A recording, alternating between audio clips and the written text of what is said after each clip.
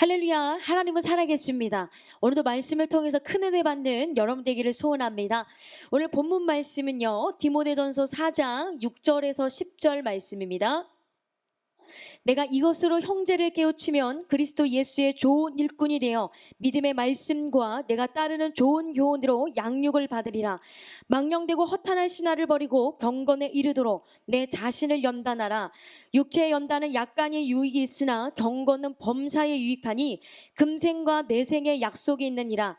미쁘다 이 말이여, 모든 사람들이 받을 만하도다. 이를 위하여 우리가 수고하고 힘쓰는 것은 우리 소망을 살아계신 하나님께 두미니 곧 모든 사람, 특히 믿는 자들의 구주시라. 아멘.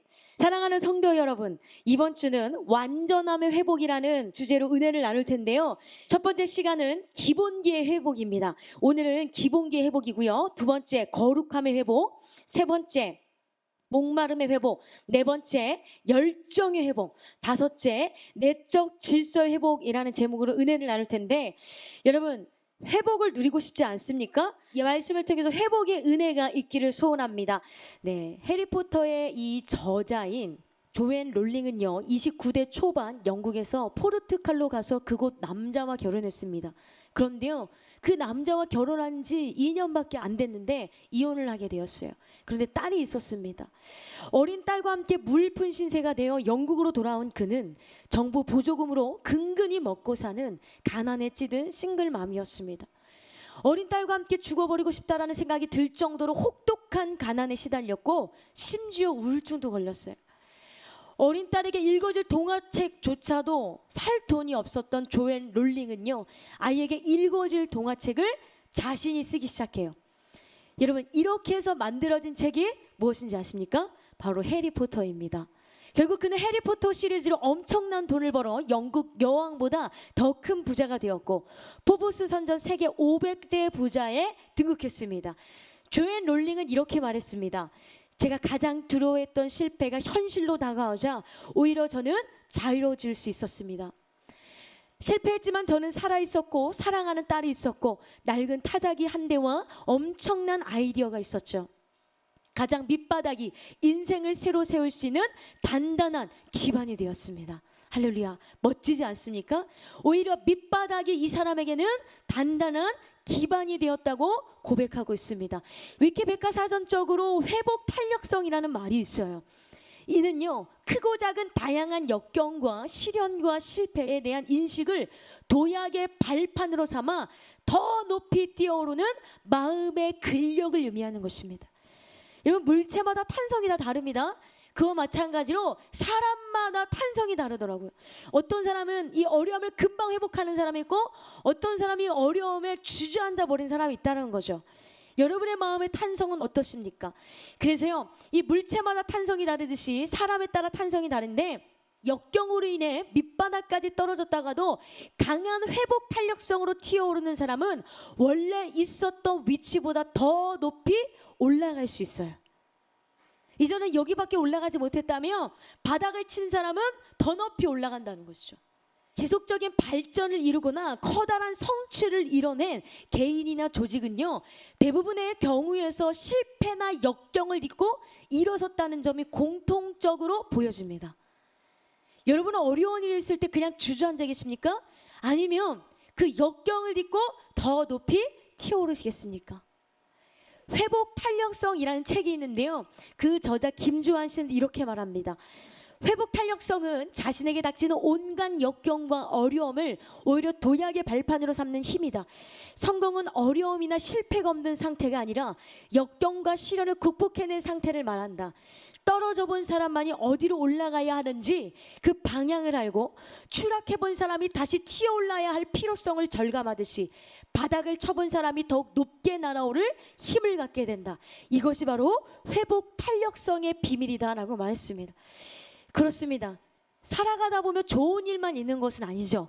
여러분도 다 아시죠? 나쁜 일도 있고 슬픈 일도 있고 울 일도 있습니다. 이겨내지 못할 것 같은 고난과 어려움이 있는데요, 인생의 밑바닥을 경험하기도 합니다. 나 자신에 대해서 철저하게 절망하게 되는 날이 있는데요, 여러분, 나 자신에 대해서 철저히 절망하셨습니까? 하나님에 대해서 소망할 수 있기를 소원합니다. 그런데 예수를 믿는 사람들은요, 그 고난으로 완전히 엎드러지지 않는다라는 거죠. 시편 37편 23절 24절 여호와께서 사람의 거룩을 정하시고 그의 길을 기뻐하시나니 그들은 넘어지나 아주 엎드러지지 아니함은 여호와께서 그의 손으로 붙드심이로다. 잠언 24장 16절 보니까 대저 의인은 7번 넘어질지라도 다시 일어나려니와 악인은 재앙으로 말미암아 엎드러지느니라. 여러분, 우리는 회복해야 합니다. 그런데 내가 스스로 회복하려면 되나요? 내가 스스로 잘해봐야지, 내가 스스로 일어나 봐야지, 내가 스스로 거룩해져 봐야지 라고 해서 되는 것이 아닙니다. 우리 너무나 연약하기 때문이죠. 그 회복의 은혜는 오직 주님께만 있습니다. 어느 날 예수님이 안식일에 밀밭 사이로 지나가다가 손 마른 사람을 보게 됐습니다. 예수님은 서기관과 바리새인이 고발할 증거를 찾고 있다는 것을 알고 계셨어요. 그럼에도 불구하고요, 손 마른 사람을 안식일에 고쳐주셨어요. 어떻게 고쳐주셨냐? 힘이 없고 마른 손을 내밀어라 명하셨고, 그 사람이 손을 내밀었을 때 즉시 그 손이 회복되었습니다. 할렐루야. 이 다른 공간복음서 기자도요, 모두 회복되었다라는 말인 앞에 카테스타테를 사용했는데 이것은 이전의 상태로 다시 돌아갔다는 거예요. 누가복음 6장 6절에서 10절 말씀이 바로 이 말씀인데요. 여러분, 예수님은 손 마른 자의 손만 회복시킨 것이 아니었어요. 참된 안식일의 의미를 회복시키셨습니다. 즉 하나님이 안식일을 제정하신 것은 인간에게 복을 주시기 위함이지 얽매이기 위한 것이 아니라는 것을 확실히 알려주시는 거예요.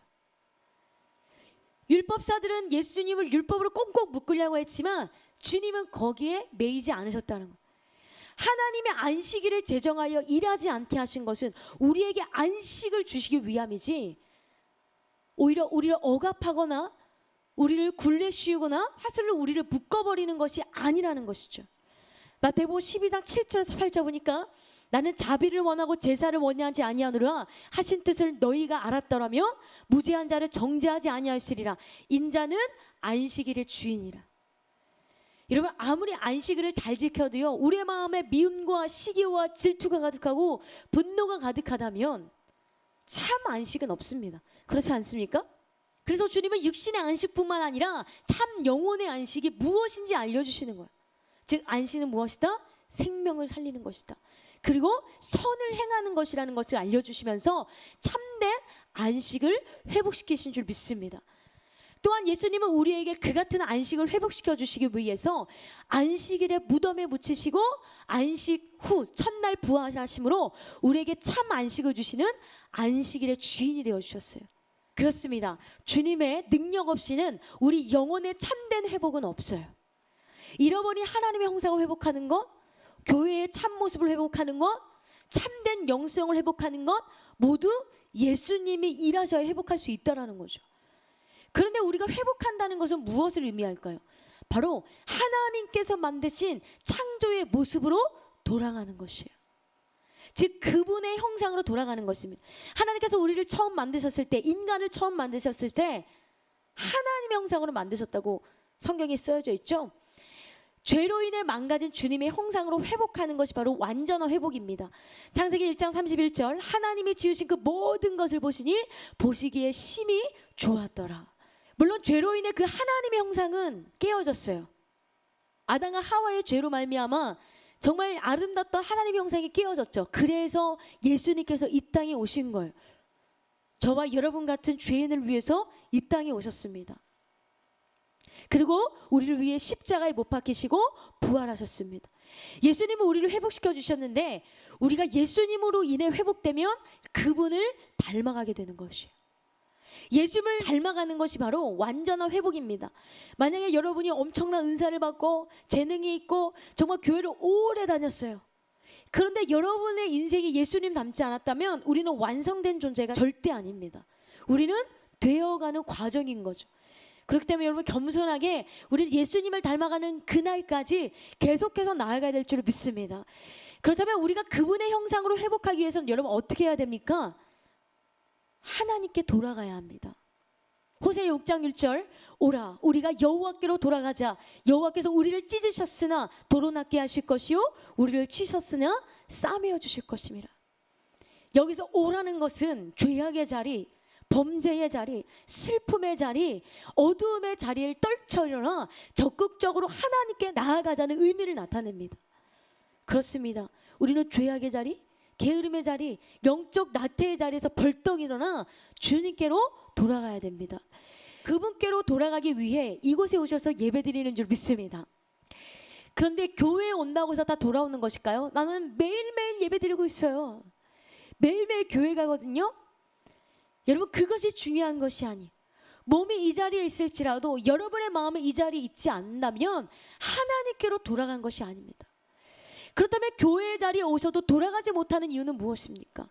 내가 주님의 편에 섰다고 착각하기 때문이에요. 교회에 왔으니까 나 주님 편에 섰지 라고 착각하는데요. 그런데 내가 주님 편인지 아닌지는 열매를 통해 알 수 있습니다. 여러분의 마음이 원망과 불평이 가득하다. 그렇다면 여러분 주님 편에 선 것이 아니라 마귀의 편에 선 것입니다. 여러분 열매가 있으십니까? 갈라디아서 5장 22절 23절 보니까 오직 성령의 열매는 사랑과 희랑과 화평과 오래 참음과 자비와 양선과 충성과 온유와 절제니 이 같은 것을 금지할 법이 없느니라. 또한 우리가 이 주님께로 돌아가지 못하는 이유는 주님께 돌아가기를 거부하는 강팍한 마음 때문입니다. 여러분, 마음이 강팍하면 주님께 돌아오기를 포기하게 됩니다. 또한 주님께 돌아가지 못하는 이유가 또 있어요. 이미 돌아가기로 마음먹고 노력했지만 자신은 안 된다고 포기했기 때문이에요. 내가 열심히 해봤는데, 내가 열심히 신앙생활 해봤는데 아무것도 아니더라. 내가 열심히 신앙생활 해봤는데 축복도 없더라. 나는 변화되지 않았더라. 이렇게 원망하는 분들은요, 주님께 돌아가기를 거부하고 또한 주님께 돌아가기를 포기하는 것입니다. 주님께 돌아간 것 같은데 나는 왜 이럴까 하며 포기하시는 분 계십니까? 여러분, 어떤 이유든 다 마음의 문제입니다. 우리가 마음을 고쳐 가난한 마음으로 주님을 찾으면 그분은 우리에게 회복의 은혜를 베풀어 주실 줄로 믿습니다.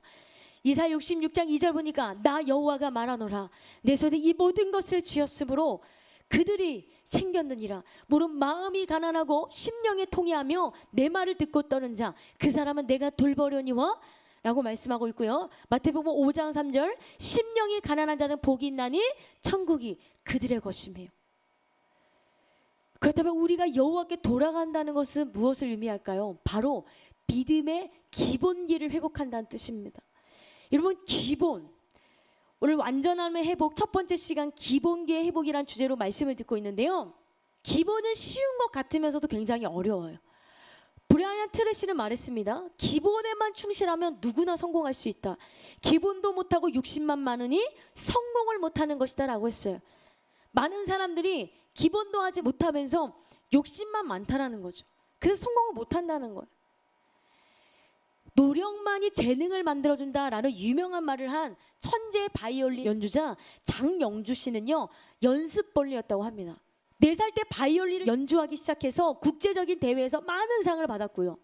미국과 유럽의 유명한 오케스트라와 협영하는 등 활발한 활동을 벌였습니다. 그는 성공의 비밀을 묻는 사람들에게 이렇게 말했어요. 하루를 연습하지 않으면 자기가 알고, 이틀을 연습하지 않으면 동료가 알고, 사흘을 연습하지 않으면 청중이 합니다. 그래서 기본은 너무나 중요하죠. 기본은요, 음악뿐만 아니라 정치, 경제, 스포츠 등 모든 분야에서 마찬가지예요. 강성구 씨의 힘들수록 기본으로 돌아가라 라는 저서의 기본기에 대해 이렇게 썼습니다. 기본을 건너뛰는 것은 모래 위에 집을 짓는 것 같습니다.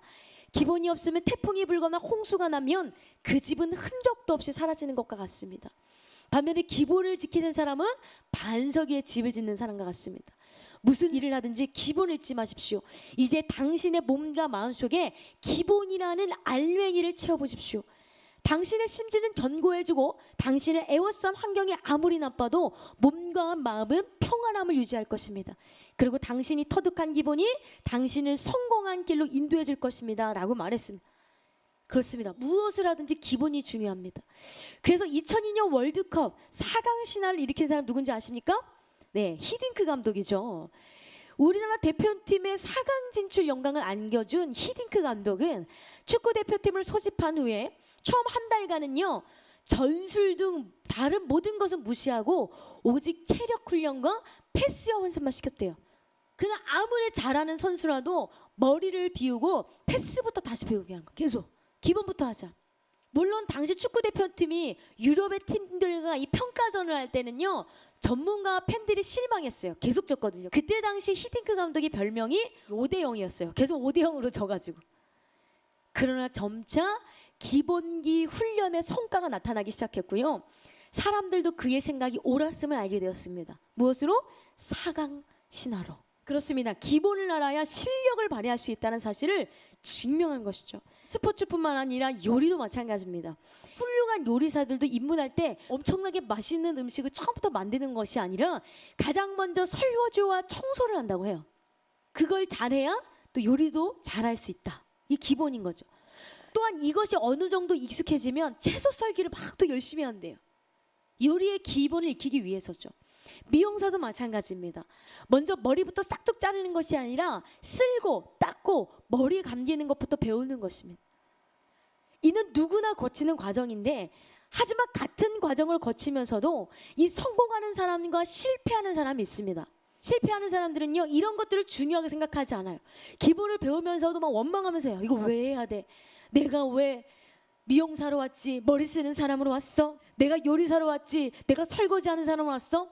이러면서 기본에 대해서 소중하게 생각하지 않는다는 거죠. 그런 사람들은 실패합니다. 그래서 여러분, 기본이 참 중요한데요. 기본은요, 연습과 훈련을 통해 이루어지는데, 작은 일처럼 보여도 열심히 연습하고 반복할 때 실력이 늘게 되는 거예요. 설교를 쓰는 것도 마찬가지예요. 목사님들은 설교를 이렇게 쓰고 저희 훈련생들이 열심히 설교를 쓰게 되는데요.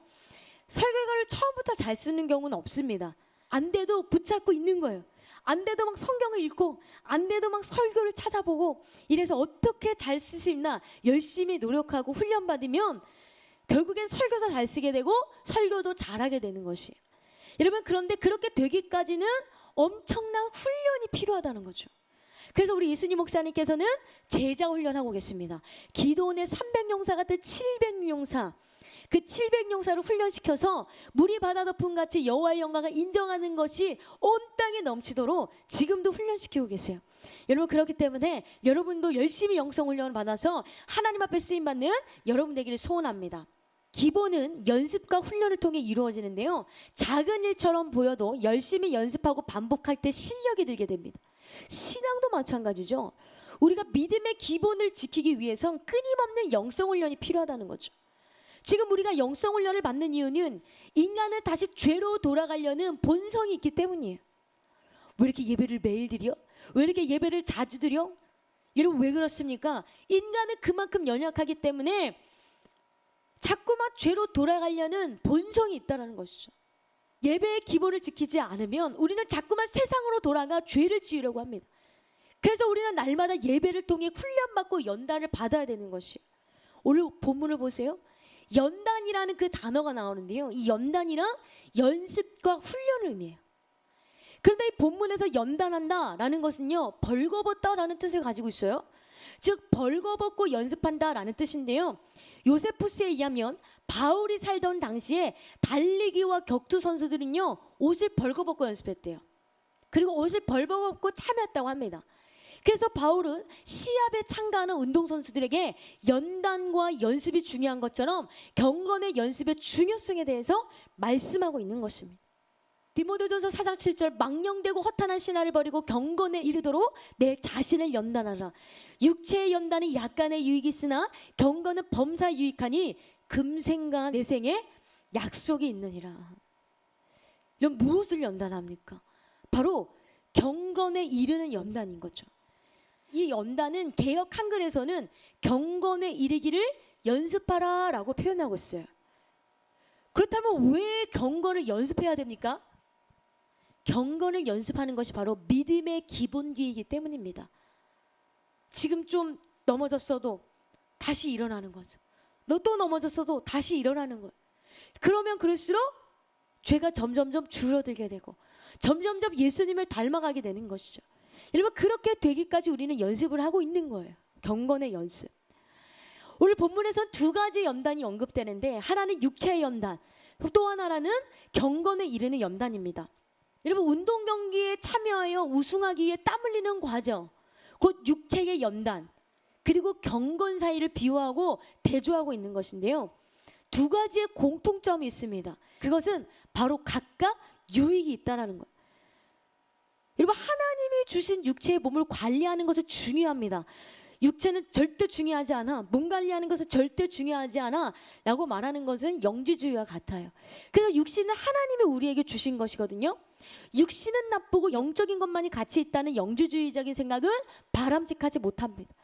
왜냐하면 육신도 이 세상도 주님이 만드신 선한 것이기 때문이죠. 그러면 육신의 몸도 관리해야 되는데 제가 요즘에 좀 관리를 하려고 밤량을 줄이고 있습니다. 좀 다이어트를 해서 아름다운 몸매를 다시 회복하기 위해서, 네, 할렐루야. 네, 어쨌든요, 다 건강하기 위해서 하는 건데, 디모데전서 4장 4절에서 5절 보니까 하나님께서 지으신 모든 것이 선함에 감사함으로 받으며 버릴 것이 없나니 하나님의 말씀과 기도로 거룩하여짐이라. 그러나 육체와 경건의 연단의 유익은요, 엄청난 차이를 나타내요. 바울은 그 차이를 대구법으로 표현했는데 육체의 연단은 작은 부분만 유익이 있고 경건은 모든 부분에 유익이 있는 것이죠. 즉 육체의 연단은 유익이 있지만 약간의 유익이 있죠. 그러나 약간이란 무엇입니까? 제한적이라는 것. 우리가 이 땅에 살아있을 때에만,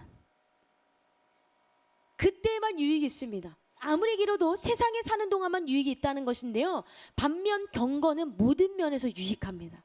바울은 그것을 금생과 내생에 약속이 있다라고 표현을 했습니다. 금생은 다가오는 미래의 삶이죠. 즉 경건은 현재의 삶 속에서도 영혼의 평안을 주는 유익을 주고 내세를 위한 기반이 되는 등 현재와 미래 모두를 포괄한다는 뜻입니다. 그래서 우리는 경건에 이르는 연습을 해야 되는데요. 왜 경건에 이르러야 되는지 아셨다면 이제 연습과 훈련으로 들어가야 될 줄로 믿습니다. 우리는 경건의 연단을 들어가기 전에 경건에 대해 더 자세히 알아볼 필요가 있는데요. 오늘 본문에서 경건은 신약 성경에서 모두 15번 나와요. 그런데 그 중에서도 오늘 디모데전서에서만 9번 등장하고 있습니다. 그만큼 경건이 중요하다는 것이에요. 칼빈은요, 경건은 순결한 양심으로 하나님께 예배할 수 있는 마음이다라고 했고요. 트렌치는 하나님을 향한 인간의 경외심과 사랑이 합쳐진 것이라고 말했습니다. 또한 존 스토트는요, 자기 중심에서 하나님 중심으로 변화되는 대전환이다라고 했습니다. 여러분 저는 굉장히 자기 중심적인 사람이었어요. 제 쌍둥이 동생이 있었는데요. 제 쌍둥이 동생은 굉장히 이타적이고 학교에 가서도 친구들이 많고요. 교회에 가서도 어른들과도 친하고 또 학생들과도 친하고 청년들과도 친하고 이러면서요. 굉장히 이타적인 삶을 살았던 것 같아요. 그러니까 이타적인 삶이라기보다는 인간관계도 좀 잘하고 활발하고. 그런데 저는 굉장히 제 중심적인 삶을 살았습니다. 그래서 엄마가 한번 저에게 이렇게 물어보신 적이 있어요. 야 미리야, 혜리는 참 안 그런 것 같은데 너는 왜 이렇게 이기적이니? 라는 말을 들은 적이 있어요. 그때 저는요 굉장히 많이 깨달았어요. 내가 굉장히 이기적이구나. 그런데 이기적인 마음을 해결하기 위해서 발버둥 쳤지만 그게 제 힘으로 될까요? 아무리 그래도 혼자 있는 것이 좋을 때가 많고 아무리 그래도 나만 생각할 때가 많은데, 그리고 신학교를 갔는데도 그것이 쉽게 나아지질 않았습니다. 그런데 제가 이 영혼의 새 백성교회를 왔습니다. 그리고 우리 이순희 목사님을 만났어요. 우리 목사님의 모든 삶은 이타적인 거예요. 항상 하나님을 생각하고 성도를 생각하고 교회를 생각하시는 거예요. 자신을 희생하고 시간, 물질, 노력, 자신의 생명까지 아끼지 않고 하나님께 나아가는, 또한 영혼을 위해 나아가는 그 모습을 뵈니까요 제가 너무나 부끄러웠습니다.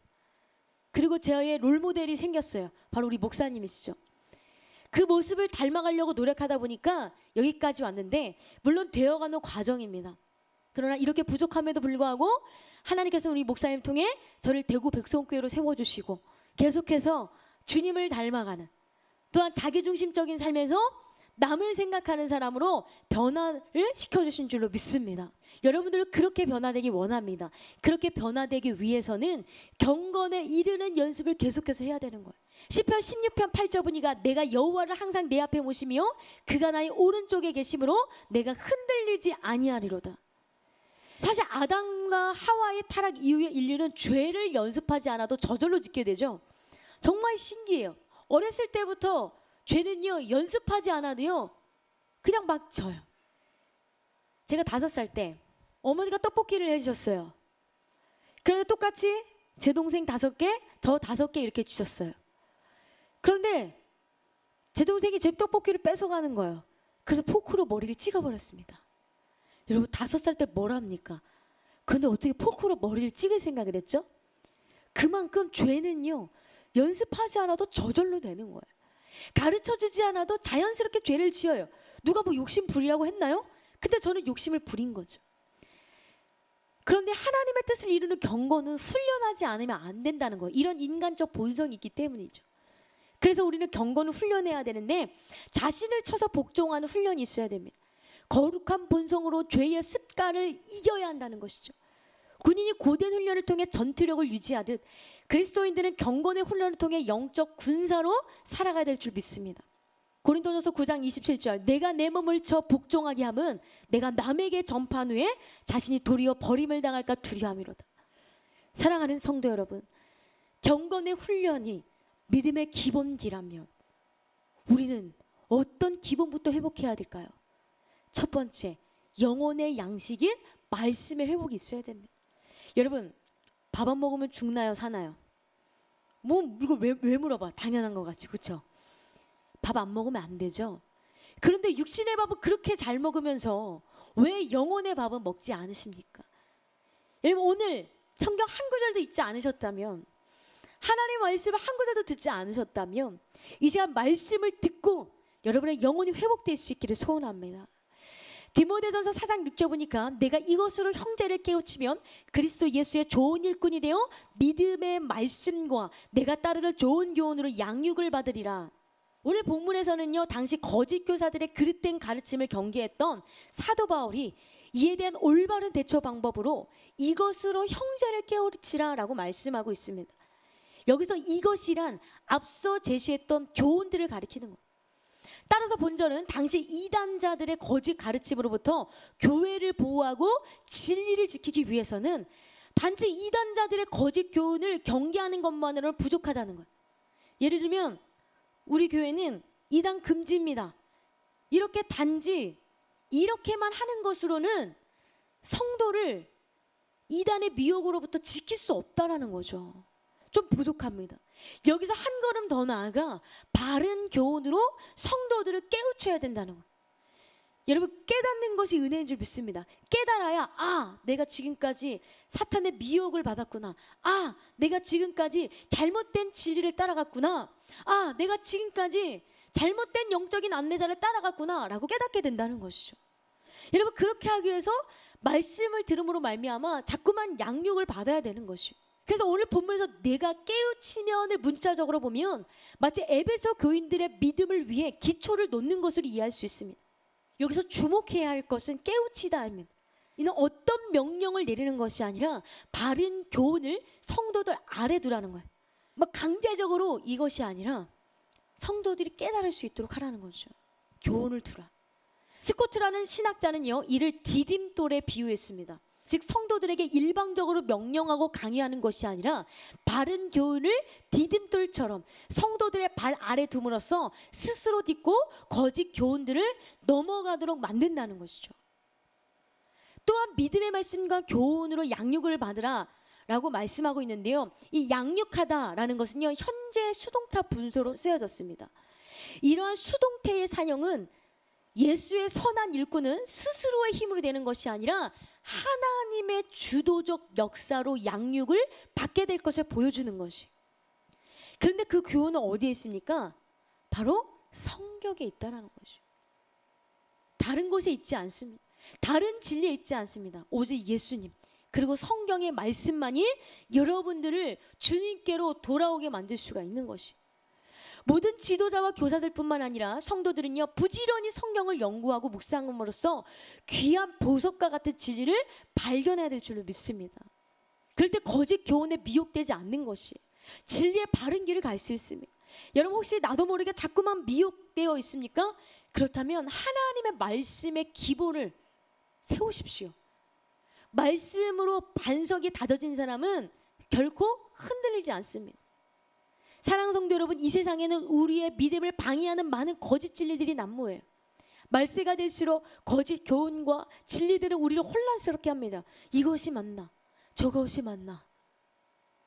그러므로 우리는 말씀으로 기본을 다져서 이 사탄의 세력을 이겨내야만 하는 것이. 그러기 위해서는 우리는 날마다 하나님의 말씀으로 양육받고 단련되어야 될 줄로 믿습니다. 그러기 위해서 어떻게 됩니까? 말씀을 사랑해야 돼요. 어떤 분들 그래요. 내가 권사니까 말씀 읽는다. 내가 목사니까 말씀 읽는다. 내가 집사니까 말씀 읽는다. 억지로. 여러분, 그것이 아니라 성령께서 내 안에 오셔서 나를 강권하시면 하나님 말씀 읽는 것이 굉장히 재밌는 일이 되는 거예요. 시편 119편 97절, 내가 주의 법을 어찌 그리 사랑하는지요, 내가 그것을 종일 작은 소리로 읊조리나이다. 여러분, 성경에서 가장 긴 장은 어디입니까? 바로 119편이죠. 176절이나 됩니다. 그런데 119편의 기자는 하나님의 말씀이 너무 좋아서 하루 종일 시간 가는 줄 모르고 입술로 읊조리게 된다고 고백해요. 너무 좋으니까. 여러분, 우리에게 사랑하는 사람이 있다고 생각해 보세요. 사랑하는 사람이 있으면 보고 있어도 보고 싶은, 보아도 보고 싶고요, 같이 있어도 있고 싶은 것입니다. 우리에게 사랑하는 사람이 있으면 보아도 또 보고 싶고 만나고 싶습니다. 무엇이든지 함께하고 싶죠. 그리고 사랑하는 사람이 무엇을 좋아할까 알고 싶어요. 제가 어떤 음식을 좋아할까? 짜장면을 좋아할까? 짬뽕을 좋아할까? 탕수육을 좋아할까? 계속 고민되지 않습니까? 그리고요, 그뿐만 아니에요. 뭐 하는지 궁금한 거예요. 계속 연락하고 싶어요. 옛날에는 어떻게 했습니까? 지금은 카카오톡으로 하지만 옛날에는 편지로 주고받으셨죠. 하나님을 사랑하는 것도 마찬가지예요. 하나님을 사랑하는 사람은 하나님의 뜻이 무엇인지 알고 싶고 듣고 싶고 보고 싶은 거예요. 나를 사랑하는 그 하나님은 오늘 나에게 무슨 말씀을 하시지? 나를 사랑하는 그 하나님이 나에게 뭘 원하시지? 여러분, 그걸 원하는 마음, 매일 하나님을 만나고 싶어 합니다. 말씀은 하나님께서 우리에게 주시는 러브레터와 같습니다. 하나님의 말씀은 우리가 일상생활에서 사용하는 메일이나 이 메신저 기능을 하는데요. 그래서 우리는 성경이라는 영적 메신저를 통해 하나님의 뜻을 알고 우리를 향한 하나님의 속삭임을 들을 줄 알아야 돼요. 그런데 못 듣는 사람이 있어요.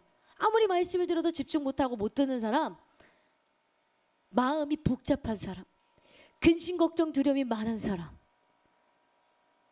그런 사람은요, 하나님의 말씀이 들려줘도 들리지가 않아요.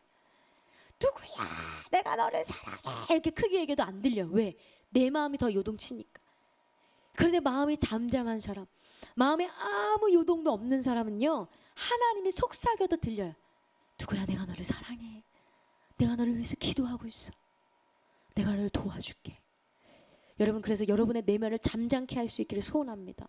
그래서 우리는요, 하나님의 속삭임을 들을 줄 알아야 돼요. 그래서 지혜로운 사람들은 말씀을 통해 하나님을 알아가는 것이, 말씀을 통해 하나님을 알아가는 사람들은 말씀의 맛을 아는 사람이에요. 와, 말씀이 진짜 다네, 말씀이 정말 맛있네. 그리고 하나님의 말씀을 통해 주님을 맛본 사람들은요, 죄를 버리게 되는 것이, 이것이 성장의 순환입니다. 여러분, 부모가 사랑하는 어린 자녀가 위험한 장난감을 가지고 놀 때 무조건 그것을 빼앗는 것이 아니라 더 좋은 장난감을 주면서 그것을 버리게 하는 경우가 있죠. 야, 이거 봐라, 이게 더 좋지 않아? 그거는 좀 아닌 것 같아. 이러면서 더 좋은 것을 주면서 이 위험한 것은 버리게 하는 것이에요. 마찬가지입니다. 주님은요, 말씀을 통해 옛사람의 달콤한 죄악들을 버리게 하시는 거예요. 시편 119편 105절, 주의 말씀은 내 발의 등이요 내 길의 빛이니이다. 말씀은요, 우리를 깨닫게 하고 회개케 합니다.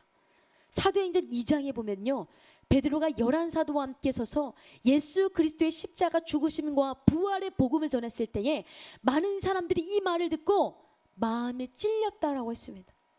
그리고 베드로와 사도들에게 형제들아, 우리가 어찌할꼬, 여러분 오늘 말씀을 드릴 때 말씀하시나 보다 라고 그냥 넘어가는 것이 아니라 하나님 제가 어떻게 하면 좋겠습니까? 하나님 나는 죄인입니다 라고 회개할 수 있기를 소원합니다. 그래서 사람들이 그렇게 말했을 때 그때 베드로는 너희가 회개하여 각각 예수 그리스도의 이름으로 세례를 받고 죄 사함을 받으라. 그러면 성령의 선물을 받으리라 라고 말씀했죠. 그렇습니다. 하나님의 말씀이 복음이 선포되었을 때 찔림과 회개의 역사가 일어나고 죽은 영혼이 살아나는 회복의 역사가 일어나는 것이에요. 말씀을 들을 때. 왜냐하면 말씀에는 능력이 있기 때문이에요. 사랑하는 성도 여러분, 우리의 영혼이 살기 위해서는 먼저 말씀의 회복이 되어야 합니다. 말씀은 우리 영혼이 하나님께로 가까이 갈 수 있게 하는 통로입니다. 그래서 말씀을 읽고 듣고 암송하고 묵상하는 그 모든 것들이 그리스도인의 기본이 되는 것이. 그런데 그 기본을 하지 못하는 사람이 너무나 많아요. 여러분 오늘 어떠세요? 기본을 좀 하셨습니까?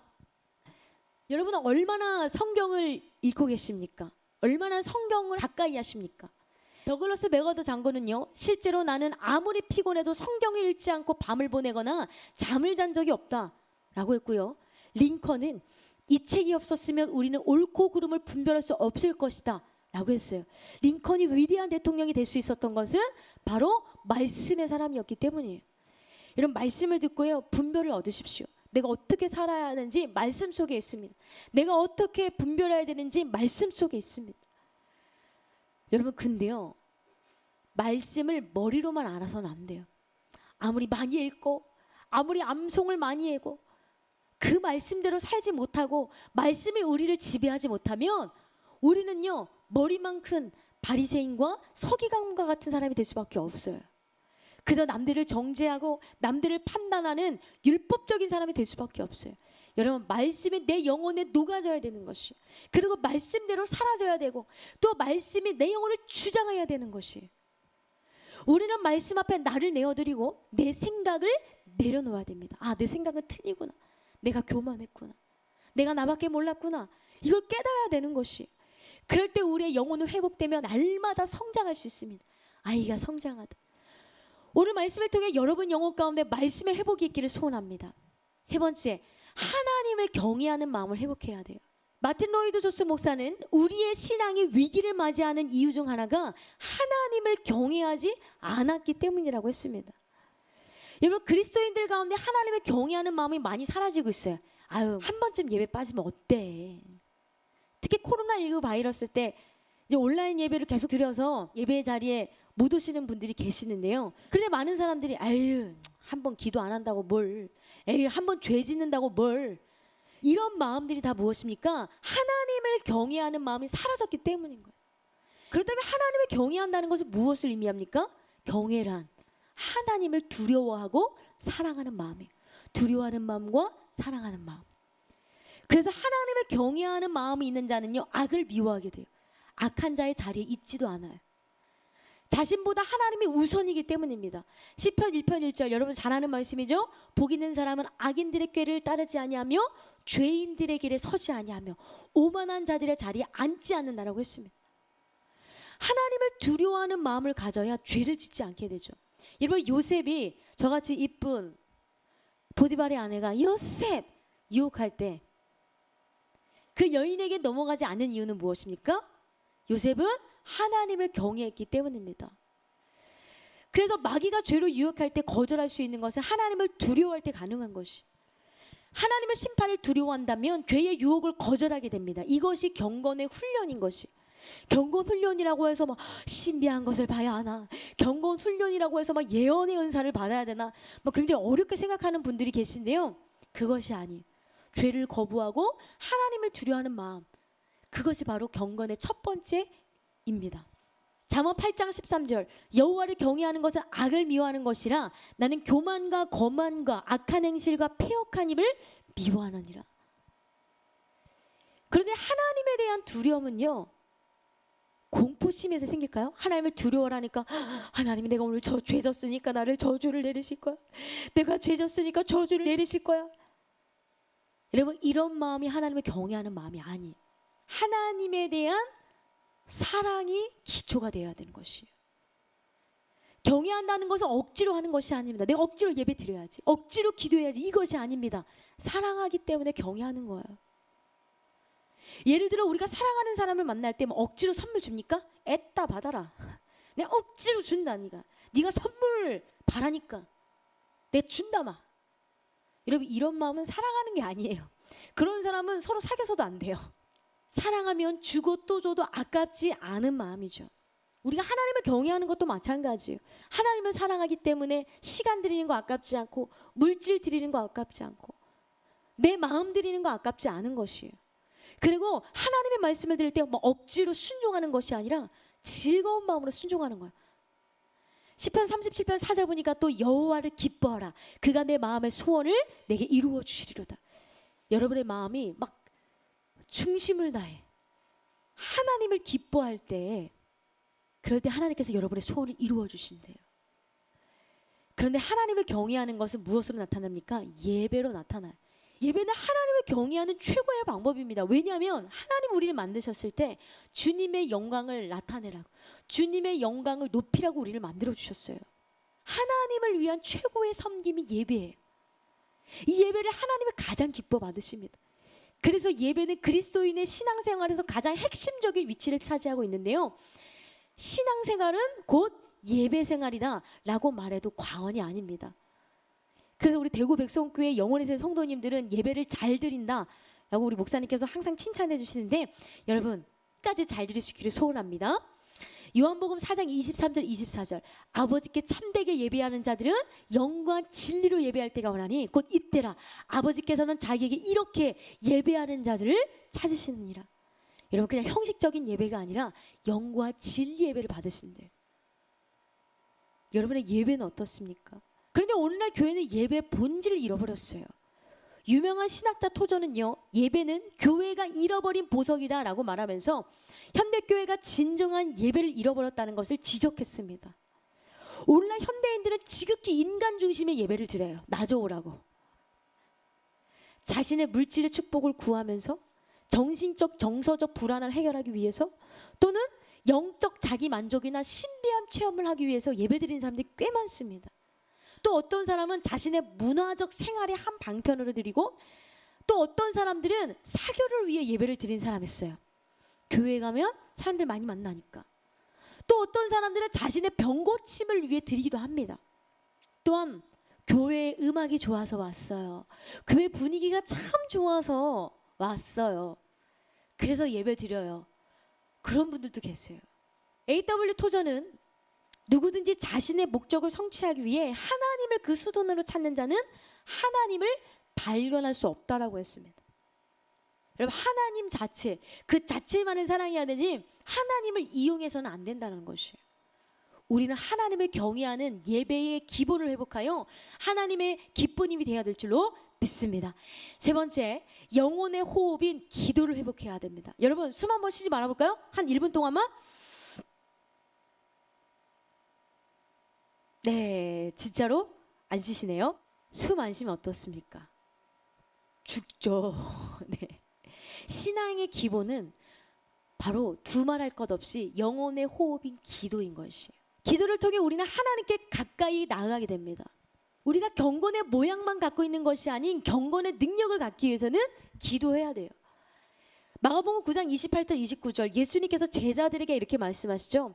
집에 들어가심에 제자들이 조용히 묻자오되 우리는 어찌하여 능히 그 귀신을 쫓아내지 못하였나니까 이르실 때 기도 외에 다른 것으로는 이런 종류가 나갈 수 없느니라.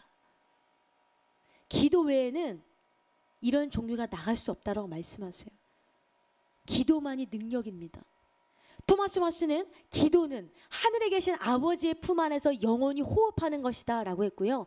존 버녀는 기도는 죄를 멈추도록 이끌지만 죄는 기도를 멈춘다고 했습니다. 여러분, 혹시 기도가 멈춰진 분들 계십니까? 여러분, 죄로 인해 그랬다면 빨리 회개하고 기도를 회복할 수 있기를 소원합니다. 또한 스티어는요, 아버지와 같이 있기를 바라는 것 이외의 것을 바라지 않는 것이 기도의 가장 기본적인 의식이다 라고 했는데요. 많은 신앙인들이 기도가 기본인 줄 알면서 기도를 못해요. 왜 그렇습니까? 육신이 약하기 때문이죠. 예수님이 십자가에 돌아가시기 전에 제자들을 데리고 겟세마네 동산에 가셨습니다. 그리고 그곳에서 땀방울이 핏방울이 되도록 기도하셨죠. 주님은 기도하시기 전 제자들에게 나와 함께 깨어있자 라고 분명히 말씀하셨지만 그들은 기도하지 못하고 잤어요. 마태복음 26장 40절 42절 제자들에게 오사 그 자는 것을 보시고 베드로에게 말씀하실 때 너희가 나와 함께 한 시간도 이렇게 깨어있을 수 없더냐. 시험에 들지 않게 깨어 기도하라. 마음에는 원이로되 육신이 약하도다 하시고 다시 두 번째 나아가 기도하여 이르실 때 내 아버지여 만일 내가 마시지 않고는 이 잔이 내게서 지나갈 수 없거든 아버지의 원대로 되기를 원하나이다 하시고 다시 오사 보신즉 그들이 자니 이는 그들의 눈이 피곤함이로라. 자는 것을 보시고 깨었어요. 그리고 다시 기도하러 가셔서 다시 오셨는데 또 자고 있는 거예요. 그래서 주님이 그러셨죠. 시험에 들지 않게 깨어있으라고 하죠. 왜? 육신이 약하기 때문이에요. 우리 육신을 갖고 있기 때문이에요. 여러분도 혹시 이런 연약함으로 기도하지 못하십니까? 여러분 그렇다면 성령을 의지하십시오. 성령님은 우리의 연약함을 돕는 분이세요. 성령님은 야 너 연약하니까 넌 쓰임받을 수 없어. 너 연약하니까 탈락이야 라고 말씀하시는 것이 아니라 나보다 나를 더 잘하시는 분이세요. 로마서 8장 26절 27절 보니까 이와 같이 성령도 우리의 연약함을 도우시다니 우리는 마땅히 기도할 바를 알지 못하나 오직 성령이 말할 수 없는 탄식으로 우리를 위하여 친히 간구하시느니라.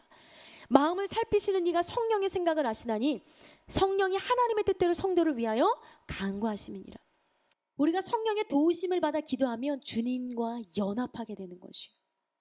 주님과 연합하여 주일을 하게 되면 그 일이 힘들지 않고 신바람 나요. 우리 이순희 목사님께서 지금까지 사역하시면서 항상 신바람 난다고 하셨죠. 주의 일이 고되다, 주의 일이 힘들다 라고 고백하신 적이 한 번도 없으십니다. 그런데 많은 성도들이 주님과 연합하지 않았기 때문에 주의 일이 힘든 것이에요. 성령의 도움 없이 내 의로 하다 보니까 주의 일이 하기가 싫어지는 거예요. 억지로 하게 되는 거예요. 원망하게 되는 것입니다. 그런데 주님과 연합하면 모든 일을 기쁨으로 하게 돼요. 그러므로 기도함으로 주님과 연합하십시오. 주님은 연합할 사람을 찾고 계세요. 그래서 EM 바운즈는 성령은 방법을 통해서 흘러나오지 않고 사람을 통해서 역사하신다. 성령은 계획에 기름을 붓지 않고 사람에게, 그것도 기도의 사람에게 부으신다라고 말했습니다. 여러분 기도의 사람이 될 수 있기를 소원합니다. 또한 신앙의 기본인 기도를 회복하면 사탄의 세력을 이길 수 있는 능력을 받게 되는 거예요. 여러분 사탄의 세력을 우리가 이길 수 있습니까? 보이지도 않는데 보이지도 않으면서 우리를 완전히 멸망의 길로 인도하려고 하잖아요. 이겨낼 수가 없습니다. 그래서 그리스도인들의 삶은 매일이 영적 전쟁입니다. 보이지 않는 전쟁이지만 보이는 전쟁보다 더 치열합니다. 피 튀기는 전쟁이에요. 이 싸움에서 이기기 위해서는 기도해야 돼요. 기도 외에는 이런 유가 나올 수 없다라고 하셨죠. 기도할 때 성령께서 우리에게 전신갑주를 입혀주시는 것이에요. 에베소서 6장 11절 13절 마귀의 간계를 능히 대적하기 위하여 하나님의 전신갑주를 입으라. 우리의 씨름은 혈과 육을 상대하는 것이 아니요 통치자들과 권세들과 이 어둠의 세상 주관자들과 하늘에 있는 악의 영들을 상대함이라. 그러므로 하나님의 전신갑주를 취하라. 이는 악한 날에 너희가 능히 대적하고 모든 일을 행한 후에 서기 위함이라. 나는 약하지만 우리의 기도를 듣고 계시는 분은 강하세요. 우리는 기도를 통해 영적 전쟁에서 승리해야 됩니다. 여호수아를 보십시오. 그가 전쟁에 나갔지만 하나님과 연합하여 기도하는 모세가 손을 들어 기도할 때에만 승리할 수 있었어요. 모세가 힘이 들어서 손이 내려지면 여호수아는 전쟁에서 승리할 수 없었습니다. 출애굽기 17장 11절 모세가 손을 들면 이스라엘이 이기고 손을 내리면 아말렉이 이기더니. 또한 우리가 기도를 회복하면 영혼 살리는 축복의 통로가 될 수 있습니다. 여러분 사실 영적 전쟁의 목적은 싸움 자체에 있지 않아요. 바로 영혼을 살리는 데 있습니다. 특히 다른 영혼을 위해 기도하는 것, 즉 남을 위한 동역 기도는 하나님의 명령입니다. 여러분 나만 잘 살라고 우리 은혜를 주신 것입니까? 아닙니다. 나를 통해서 다른 영혼을 살리려고 하나님은 지금도 우리에게 은혜를 주시는 것이에요. 여러분 기도를 통해 우리는 영혼을 살리는 자가 되셔야 돼요. 디모데전서 2장 1절 2절 그러므로 내가 첫째로 권하노니 모든 사람을 위하여 간구와 기도와 도구와 감사를 하되 임금들과 높은 지혜 있는 모든 사람을 위하여 하라. 이는 우리가 모든 경건과 단정함으로 고요하고 평안한 생활을 하려 함이라. 여러분, 우리 나라를 위해서 기도해야 됩니다. 우리가 기도하지 않으면 우리 어느 순간부터 행복하게 자유롭게 신앙생활하지 못하는 날이 올 수도 있어요. 여러분, 나라를 위해서 기도하는 저와 여러분 되기를 소원합니다. 사랑하는 성도 여러분, 기도도 훈련이 필요하죠. 이 기도의 훈련을 통해 하나님께 더 가까이 갈 수 있기를 소원합니다. 그리고 영적 전쟁에 승리하는 여러분 되기를 소원합니다. 네 번째, 마지막입니다. 예수님을 닮은 겸손을 회복해야 되는 것이에요. 여러분, 다이아몬드 좋아하시죠? 여자분들은 다이아몬드, 사파이어, 에메랄드, 루비 다 좋아하시죠? 네, 보석 좋아하는데 이 값비싼 보석은 땅속에서 채굴되는 원석을 가공해서 만든 거예요. 처음부터 발견했을 때 와! 반짝반짝 이럽니까? 그렇지 않아요. 이런 보석들은 처음부터 광채가 나고 화려한 색상의 보석이 아닙니다. 원석이 처음 채굴될 때는 그저 돌멩이에 지나지 않아요. 하지만 원석을 깨트리고 부서뜨리고 깎아서 잘 가꾸면 값비싼 보석이 되는 것이에요. 만약 원석의 돌을 깨지 않고 돌덩어리채로 도와준다면 값진 보석이 될 수 없습니다. 보석의 가치는 깨어지는 것입니다. 부서지는 것이에요. 그리고 다듬어지는 과정에서 만들어지는 것이에요. 성도도 마찬가지입니다. 하나님께 아름답게 쓰임받기 위해서는 자신을 깨트리는 과정이 필요해요. 말씀을 통해서 나를 깨트려야 돼요. 어떤 분들은 내 자존심 왜 깨트리노? 이런 분들 계시는데 여러분, 깨져야 주님 앞에 쓰임받을 수 있어요. 특별히 우리가 가장 빨리 깨트려야 할 것이 있다면 그것은 우리의 교만입니다. 교만은 하나님께 나아가는 것을 방해하는데 교만은 하나님이 가장 싫어하는 죄예요. 그러나 겸손은 하나님이 기뻐하시는 성품입니다. 멜로디들은요, 우선 겸손을 배우려 하지 않는 자는 아무것도 배우지 못한다라고 했어요. 페스탈로치는요, 겸손은 우리를 성결과 지혜로 이끌어준다라고 했습니다. 베드로전서 5장 5절 6절 젊은 자들아 이와 같이 장로들에게 순종하고 다 서로 겸손으로 허리를 동이라.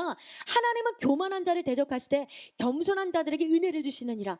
그러므로 하나님의 능하신 손 아래서 겸손하라. 때가 되면 너희를 높이시리라. 왜 하나님은 나를 사용하시지 않지? 나는 언제 쓰임받지? 고민하는 분들 계시나요? 겸손하게 아버지 앞에 기도함으로 나가면 하나님은요, 그를요 높이실 것이에요. 여러분, 그때까지 우리는 기다리셔야 돼요. 그런데 많은 사람들이 겸손에 가인하여 잘못된 견해를 가지고 있어요. 막 겸손을 갑작스럽게 나타나는 어떤 신비한 경험으로 봐요. 막 기도했더니 갑자기 뿅 겸손해지고 엄청나게 교만한 사람이 갑자기 겸손해지고. 겸손은요, 우리에게 막 신비스럽게 오는 것이 아닙니다. 겸손한 성품이 우리 몸에 스며들기 위해서는 겸손 또한 연습과 훈련이 필요하다는 거죠. 오늘 내가 또 교만했네? 회개해야지. 오늘 내가 또 교만했네? 회개해야지. 라고 회개 기도하면서 계속해서 겸손을 훈련받는 것입니다. 그럴 때 예수님을 닮아가게 되는 것이에요. 마태복음 11장 29절 나는 마음이 온유하고 겸손하니 나의 멍에를 메고 내게 배우라. 그러면 너희 마음에 쉼을 얻는다고 했어요. 배우라라고 말씀하세요. 우리는 지금도 배워야 됩니다. 무엇을? 예수님의 겸손을. 겸손은 믿음의 기본 중에 기본입니다. 그래서 우리 목사님도 사역자들을 훈련시킬 때 항상 겸손을 강조하세요. 왜냐하면 겸손한 자만이 하나님의 은혜를 입을 수 있어요. 야고보서 4장 6절 그러나 더욱 큰 은혜를 주시나니 그러므로 일렀을 때 하나님의 교만한 자를 물리치시고 겸손한 자에게 은혜를 주신다느니라. 겸손을 회복하기 위해서는 어떻게 해야 됩니까? 내가 죄인이라는 것을 인정해야 돼요. 아니 뭐 내가 큰 죄 졌어? 내가 이게 무슨 죄야? 다른 사람들 다 짓는 건데 뭐 라고 생각하는 분들은 절대 겸손할 수 없어요. 자기가 이걸 죄라는 것을 깨달아야 회개하는데 이게 무슨 잘못된 것입니까? 라고 하면 이거는 뭐 대꾸할 뭐가 없어요. 요한일서 1장 8절에서 9절 만일 우리가 죄 없다면 스스로 속이고 또 진리가 우리 속에 있지 아니할 것이요 만일 우리가 우리 죄를 자백하면 저는 미쁘시고 의로우사 우리 죄를 사하시며 모든 불의에서 우리를 깨끗게 하실 것이요. 겸손한 사람은요 자신의 연약함을 인정하는 사람이에요. 하나님 나는 이런 병이 있고요. 하나님 나는 이렇게 성격이 더럽고요. 하나님, 나는 이렇게 가정 환경이 좋지 않고요. 하나님, 나는 학벌이 좋지 않고요. 하나님, 나는요 재능이 없습니다. 그러나 하나님, 나를 불쌍히 여겨주셔서 나를 사용하여 주시옵소서. 이렇게 자신의 죄를 인정하고 자신의 연약함을 인정하는 사람이 겸손한 사람입니다. 그리스도의 능력은 약함 속에서 온전해지는 거죠. 그런데 자신이 약하다고 인정하지 않는 사람은 하나님의 힘을 필요로 하지 않기 때문에 은혜를 받을 수 없습니다. 우리 이순희 목사님 자주 고백하시는 말씀, 나는 하나님 없으면 아무것도 아니다. 심지어는 나는 하나님 없으면 개털이다 라고까지 말씀하시죠. 그만큼 하나님만을 의지하시는 거예요. 왜? 자신을 알기 때문에. 자신의 한계와 연약함을 인정할 때만이 주님께 그리고 다른 사람에게도 도움을 받을 수 있습니다. 여러분, 어떤 사람이 인간관계 잘하는지 아세요? 나 다 잘해, 나 완벽해, 이런 사람들은 사람이 안 붙는데요. 좀 약간 어리숙해 보이고 좀 연약해 보이면요, 사람들이 도와주고 싶어서 더 나아간다는 거죠. 하나님도 마찬가지예요. 부족해 보이는 사람에게 더 마음이 가는 것이죠. 사실 완전하고 완벽한 사람 있습니까? 혹시 이 중에 난 완전히 완벽해요? 아무도 없습니다. 겸손한 사람은 자신의 연약함을 인정하지만 교만한 사람은 그것을 감춰요. 이걸 누가 알면 어떡하지? 내 상처를 누가 알면 어떡하지? 내 연약함을 누가 알면 어떡하지? 그리고 가시옷을 입습니다. 그리고 나는 괜찮은 척, 아무렇지 않은 척, 완벽한 척을 한다는 거죠. 여러분, 우리는 겸손하셔야 돼요. 겸손한 사람은 약함을 자랑하고 자신의 상처를 드러낼 줄 아는 사람이에요. 참 겸손은 나는 겸손하지 않다라고 생각하는 것이에요. 그러나 최고의 교만은 나는 교만하지 않다라고 생각하는 것입니다. 빌립보서 2장 3절, 아무 일에든지 다툼이나 허영으로 하지 말고 오직 겸손한 마음으로 각각 자기보다 남을 낮게 여겨라. 낮게 여겨라가 아니라 낮게 여겨라입니다. 신앙의 기본인 겸손을 회복하셔서 하나님의 은혜를 듬뿍 받는 여러분 되시기를 소원합니다.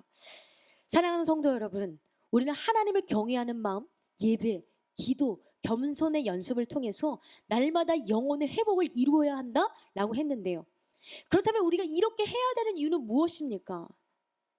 우리의 소망을 살아계신 하나님께 두기 위해서예요. 여러분, 이 땅에 소망을 두는 사람은 날마다 절망합니다. 그러나 하나님께 소망을 두는 사람은 이 영성 훈련이 좀 힘들 때도 있고 이 영성 훈련이 참 지칠 때도 있지만 그러나 하나님께 소망을 두기 때문에 기쁨으로 훈련받는 것이에요. 여러분의 소망 어디에 계십니까? 오늘 본문에 보니까 디모데전서 4장 10절, 이를 위하여 우리가 수고하고 힘쓰는 것은 우리 소망을 살아계신 하나님께 두미니 곧 모든 사람, 특히 믿는 자들의 구주시라. 주님께 소망을 두었어요. 바울이 경건의 연단과 복음을 위해 큰 수고와 혼신의 힘을 다한 이유는 소망을 살아계신 하나님께 두었기 때문입니다. 바울이 엄청난 고난 받았죠. 참 복음 전하면서 정말 그 많은 핍박과 위험과 큰 어려움을 당했었습니다. 그러나 바울이 그런 엄청난 고난과 어려움 가운데서도 경건의 기본기를 다진 이유는 금생과 내생의 소망 때문이었어요. 하나님 나라를 바라봤기 때문이에요. 이 땅은 잠시 살 것이지만 내가 가야 할 나라는 영원한 하나님 나라다. 그렇습니다. 우리의 소망은 영원한 하나님 나라였습니다. 하나님 나라 가는 그날까지 영혼의 기본기를 잊지 말고 살아가는 여러분 되시기를 소원합니다. 네, 결론적으로 오늘 우리는 완전함의 회복, 첫 번째 시간 기본기의 회복이라는 제목 은혜를 나눴는데요. 회복한다는 것은 하나님께서 만드신 창조의 모습으로 돌아간다는 것이에요. 즉 그분의 형상으로 돌아가는 것이죠. 죄로 인해 망가진 주님의 형상으로 회복하는 것이 바로 완전함의 회복입니다. 그러기 위해서는 우린 날마다 하나님께 돌아가야 돼요. 그렇다면 우리가 여호와께 돌아간다는 것은 무엇을 의미합니까? 믿음의 기본기를 회복한다는 것입니다. 어떤 분야든지 기본이 중요한데 기본이 무너지면 모든 게 무너져요. 모든 분야에서도 기본이 무너지면 다 무너집니다. 우리 영혼도 마찬가지예요. 우리는 영혼의 회복을 위해 믿음의 기본기를 회복해야 된다는 거예요. 그 기본을 회복하기 위해 날마다 예배드리고 있는 줄 믿습니다. 그리고 연단받고 있잖아요. 오늘 본문을 보십시오. 연단이라는 단어가 나오는데 연단이란 연습과 훈련을 뜻합니다. 경건의 훈련이 믿음의 기본기라면 우리는 그렇다면 무엇을 회복해야 된다고 했죠? 첫 번째, 영혼의 양식인 말씀. 두 번째, 하나님을 경외하는 마음. 세 번째, 영혼의 호흡인 기도. 네 번째, 예수님을 닮는 겸손을 회복해야 된다고 했어요. 오늘 말씀을 통해 여러분의 영혼의 완전함 회복기를 소원합니다. 아멘.